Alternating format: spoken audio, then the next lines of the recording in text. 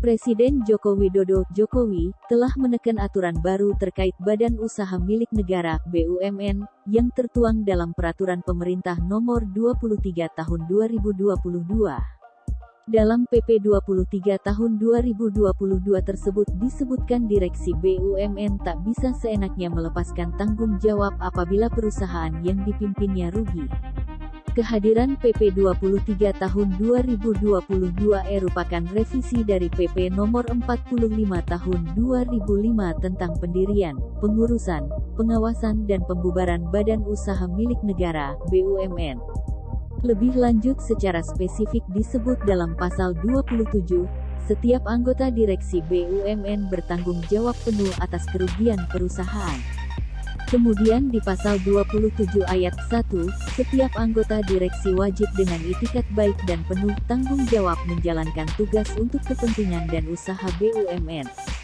Selanjutnya di pasal 27 ayat 2 disebutkan, setiap anggota direksi bertanggung jawab penuh secara pribadi atas kerugian BUMN apabila yang bersangkutan bersalah atau lalai menjalankan tugasnya sesuai dengan ketentuan sebagaimana dimaksud pada ayat 1. Lebih lanjut di pasal 27 ayat 2a, dijelaskan para direksi perusahaan BUMN bisa lepas dari tanggung jawab kerugian apabila memenuhi beberapa kriteria yaitu, kerugian tersebut bukan karena kesalahan atau kelalaiannya, telah melakukan pengurusan dengan itikat baik dan kehati-hatian untuk kepentingan dan sesuai dengan maksud dan tujuan BUMN. Iklan untuk Anda, ular boa menyerang seekor jaguarundi. Hal terjadi selanjutnya mengejutkan semua advertisement buy, tidak mempunyai benturan kepentingan baik langsung maupun tidak langsung atas tindakan pengurusan yang mengakibatkan kerugian, dan telah mengambil tindakan untuk mencegah timbul atau berlanjutnya kerugian tersebut. Selain itu, dikutip tribunkaltim.co dari kompas.com, PP BUMN ini juga mengatur keadaan apabila perusahaan BUMN mengalami kerugian, maka pemerintah sebagai pemegang saham, melalui menteri terkait bisa menggugat anggota direksi ke pengadilan. Menteri bisa menggugat direksi karena kelayalan dan kesalahan yang dilakukannya menimbulkan kerugian pada perusahaan BUMN, yang juga berarti merugikan keuangan negara.